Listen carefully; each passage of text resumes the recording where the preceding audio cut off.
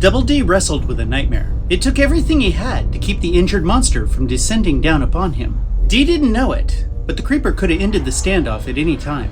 It was busy delivering the last of its measured allotment of fear to DeAndre Davis. Jack traveled atop his old Ford truck behind the Postpuncher 500, like a pirate in the crow's nest of an ancient pirate ship. Jack arrived not a moment too soon. A few more seconds and D's strength would have failed him. Jack delivered a harpoon through the creeper's head, and at the same time delivered DeAndre from the hands of certain death. But the creeper didn't die. Minxie was adamant with unpopular information. It isn't dead. It ran out of time. But what did that mean? What happened to the creeper? If you enjoy a good controversy, stick around.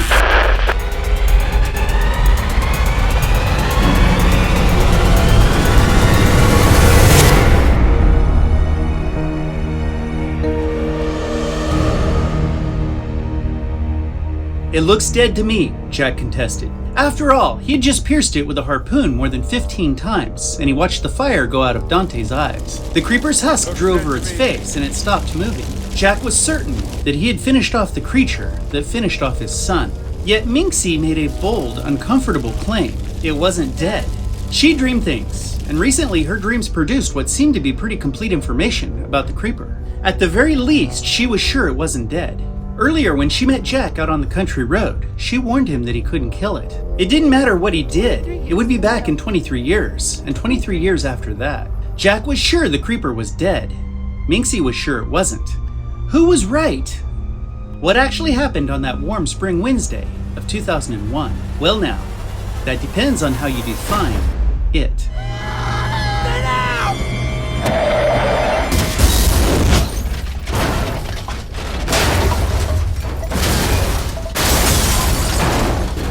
There is truth in the Jeepers Creepers universe. One correct answer for each of our questions.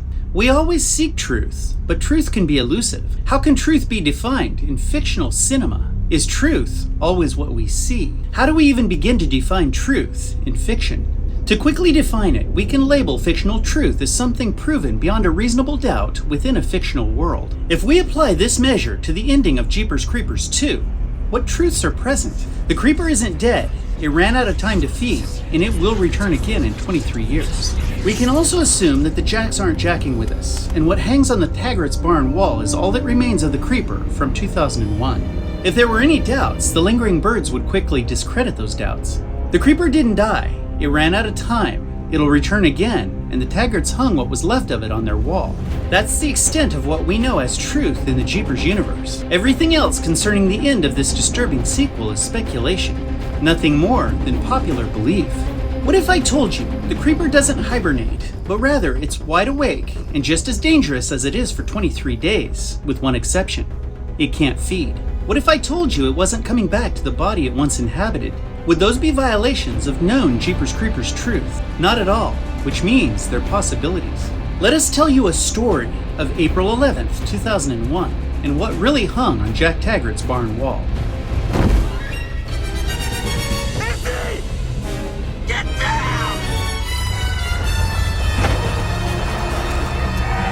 Distant lights bounced up and down. Someone was running out of time to live, and Jack Taggart could see it. He instructed his son to drive toward the chaos. They moved as fast as their creeper-battered old truck would take them, with Jack at the helm, high above the rest. They navigated to the place where Izzy, Rhonda, and Double D had left the road and followed their tracks into the field. The lights they were chasing turned into a faint orange glow that was growing larger in the distance. Something was on fire. Whoever was fleeing from the creeper wasn't fleeing anymore. One more tally had been added to the creeper's massive path of destruction. Jack knew his target was nearby. He instructed Jack Jr. to cut the lights and make his way toward the flames. Jackie, get the dog inside. Meanwhile, DeAndre Davis was running out of hope.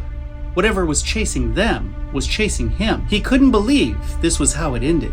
The creeper was leaping towards him through the tall grass, growing closer with every effort. Dee's leg was burning. He couldn't move fast, and soon he wouldn't be able to move at all. With his last burst of energy, he rolled over to fire his last flare at the beast. Before he knew it, the creeper was on top of him, and the smoldering defective flare still in the gun was on the ground at his side. As he fought to ward off the terrifying creature, his instincts told him the battle was almost over. The arms that temporarily kept the creeper at bay now burned as badly as his leg did, and his desire to struggle was fading.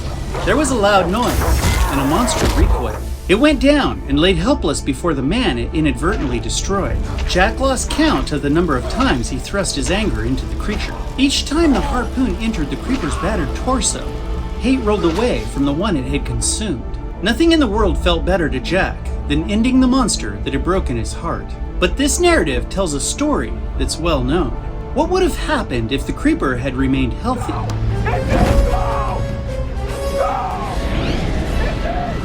It had no desire for Rhonda or Izzy.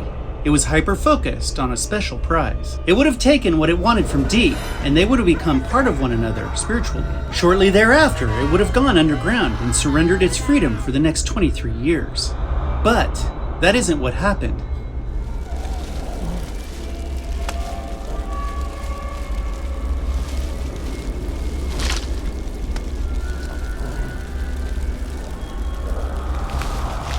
The creeper wasn't in pain, not as we know it, but it wasn't complete. Once again, it found itself missing an arm, a prisoner's leg, and at least one wing, only this time, like DeAndre, it was almost out of time. Soon, it would return to the earth, back into the ground for 23 more years. It had to. That's what Minxie stated. But what did that mean? The creeper was damaged at the worst possible time. All it could see was the night sky above it, with a long metal pole jutting upwards. It could hear voices and a hissing sound. Humans were near. As it evaluated its situation, the view of the starry sky was taken away by a silhouette, the fearless outline of an adult male towering above it. The human looked like a giant. He had no fear. Fear had been replaced by confusion, disbelief, and anger. He had a weapon raised high above his head. Then he didn't. The creature felt every swing of retribution, over and over and over again. Weakness was showering its damaged body, and the path to recovery was becoming complicated and impossible. It was time. The attack stopped, and energy began to flow back into the wicked vessel. Vision returned, and it assessed the massive damage to its body. It had made the right decision. The transformation was already in process, but it had a moment to focus on a new prize. Jack Taggart Sr. It wouldn't forget Jack.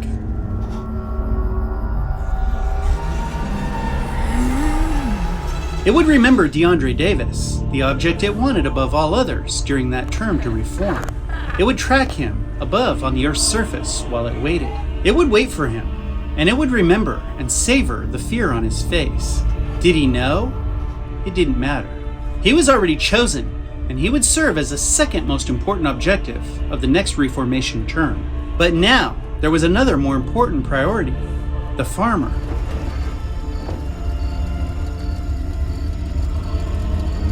It would not forget Jack, the human who prevented it from claiming the One. It would not forget that he interfered with the process.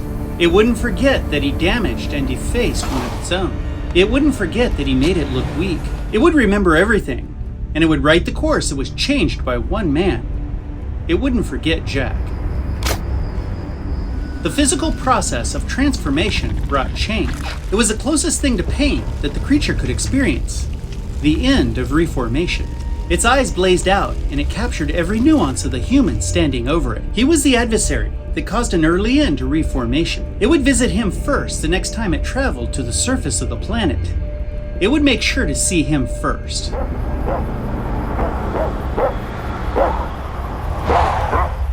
Jack gathered every piece of the bat and took it all to his barn. He carefully pieced it back together. If the girl was right, he would have the opportunity to kill it again in 23 years, and someone else 23 years after that, and so on. It would never have the opportunity to claim another human life.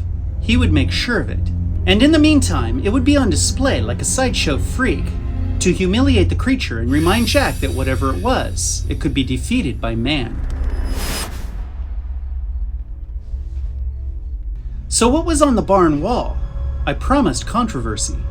Most believe the decayed corpse of an ancient monster on the Tagart's barn wall will reanimate come the next 23rd spring. They believe the battle between a vengeful creature and a broken man will resume right where it left off. Maybe it will, but that would mean Minxie was wrong. Minxie told us the creature returns to the earth, back into the ground for 23 more years. If a choice is made to discard information given by a psychic in the films, then none of the information given can be relied upon. So our focus will be on option B. The creature will return to the ground like the mystics said, but it will re-inhabit its useless body on the Taggert's wall. If it is underground, why is it easier to believe that it's sleeping underground in some form of hibernation than it is to believe that it's active underground? Active, creating all the things we've seen. Active with a new vessel, with all of the traits collected over the course of 23 days. Hard to understand and explain? Yes. More difficult to explain than the notion of it sleeping for 23 years in a heavily damaged, decayed body to reanimate into a powerful foe? No.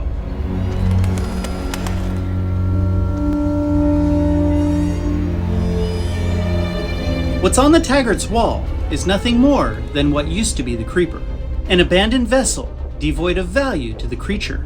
In 2024, it would be decayed beyond the point of being useful.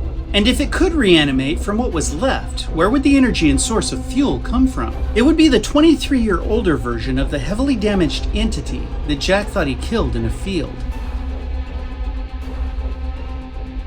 But alas, tell us what you think. If you think it hibernates and will return to the decayed body on the Taggert's barn wall, tell us how and why. Sub up and join this awesome family of creeper hunters, and until next time, we'll see you.